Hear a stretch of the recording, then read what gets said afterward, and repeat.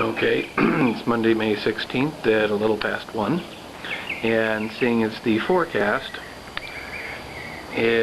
was originally that it was going to be heavy rain tonight and then it would just clear out. Well, now that's been expanded, so I figured I wanted to get an update in, at least a quick update before all the rain comes, just in case. We'll see. Anyway, so here's a little drive-by, or walk-by if you will. So you can see what everything's looking like here. Let me stop for a moment. I did make a little update this morning. If you can look at the cable ties there, I've secured the bamboo poles here so they're a little bit more secure, so in the wind they won't blow away and the vines won't get damaged. I also added another one in the middle, so if I back up a little you can see that we've got 5 of them in total now in this one planter. Moving on, I did a little transplanting yesterday. You won't see that here, that's downstairs, but here's our tomato plant. And there's the tomato. Can't really tell if it's any bigger or not. At some point I'm going to pull out a ruler and start measuring to track its progress. Now on to downstairs. Okay, so part of the transplanting yesterday involved the container on the right there, which is I believe it was a straight neck. No, sorry, it's the scallop squash, which of all the squash that I've planted, that's the one squash I've never actually had a chance to try. So that was the next most important thing to me after having the one on the left, which just got really big really fast, so I figured I better put it in a big planter, and that's the one I had available. Then the one on the right is a scallop, so that's the next one I really want to encourage.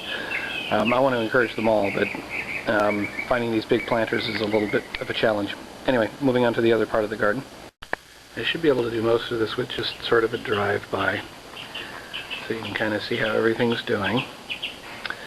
That last pot there, I really need to separate the 3 plants. But moving back, there were a couple of transplants. Let's see if I can find them here. One was the straight neck here. That's the one I got confused on a moment ago. That one was upstairs, and that was the one that had the actual squash on it. So I put it in a larger pot, and it's probably going to need a larger pot again before too long. The other one was baby watermelon I had down here. I put it in a slightly larger pot.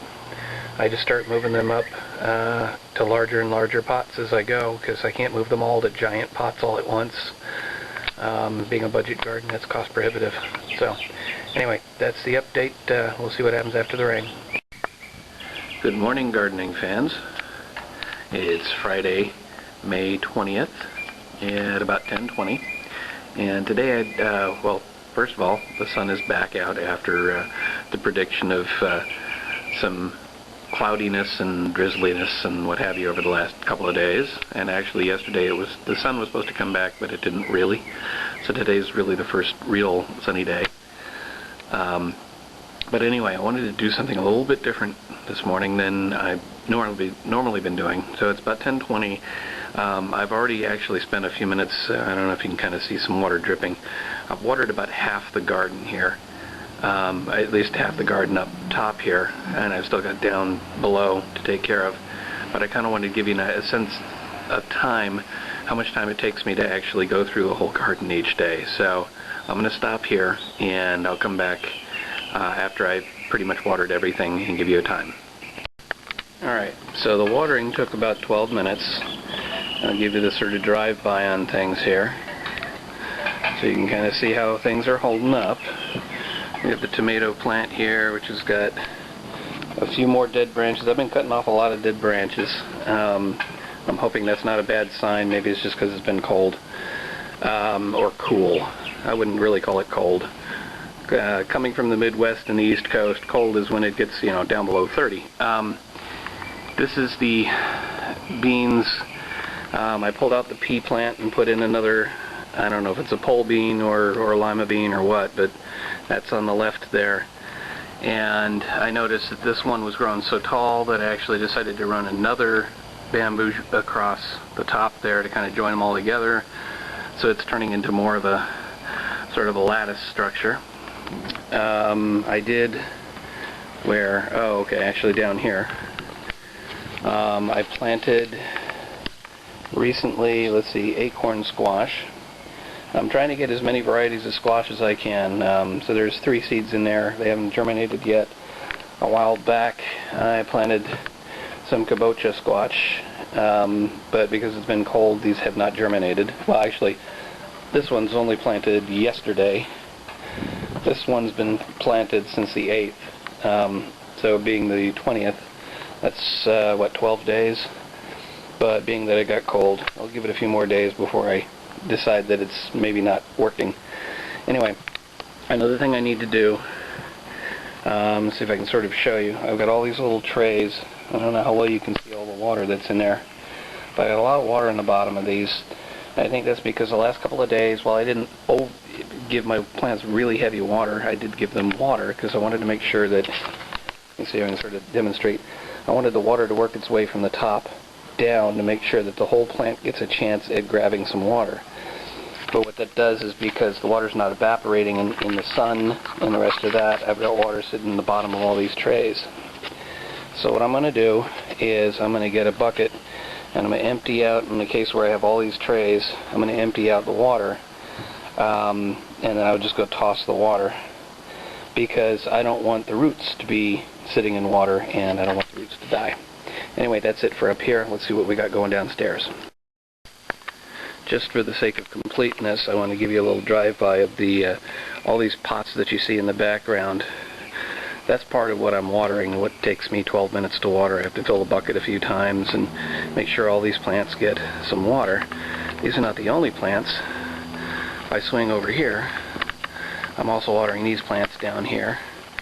I just figure as long as I'm out watering so many of my own pots, and I know the neighbors who these pots belong to, I might as well go ahead and water these, and they appreciate it. Then we'll work our way over here. And we've got these pots up on the wall here, and I move things around a little bit over here so we can have a little bit more pop of color on that corner. And so these are the other pots that are not from the vegetables that I'm growing. These are other, actually, these 2 pots here were sitting over with all these pots. I've since moved them up here just to give this whole wall a little bit of color. The other thing I'm watching today is the sun patterns to see where the sun lands, because eventually those 2 pots on the far end, I'm going to add to those pots. I'm going to add more pots on the patio here, but I can't keep putting them over there because there's the door to get out and I don't want to block the door. So I'm thinking about putting them down here where it'd be easy to water them. I just wanted to watch where the sun was going to make sure that they'd get enough sun. And it looks like on this side, if I point them more towards that corner, then I'll be able to get them the most amount of sun during the day. So that's it over here. And over here I've done more upgrading. Let's see, well, we've got the one big green pot. That's ultimately going to end up on the patio. I just have to actually get inside, unlock the door, blah blah blah, just so I can get outside and drop this, because I don't want to just toss it over the wall. It'll probably just shatter the plastic container. We have flowers on that one on the far end there. Let me see if I can zoom in real quick. There we go. So we got flowers on one of the plants, and that one actually is a donor plant at this point. Basically what I'm starting to do is I'm starting to say, okay, all these different squashes that I want, let me zoom back out a little. I want to have all these different kinds of squash available, but I really only need to have one of each. So where I have duplicates because I overplanted because I didn't know how many of the seeds would take, those duplicates I'm calling donors, and I'm going to try and find homes for them.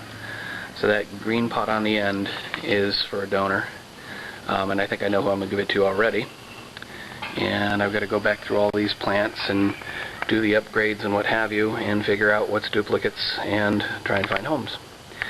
So that's pretty much it for now. I'm going to go take care of all that water upstairs and putting it in a bucket.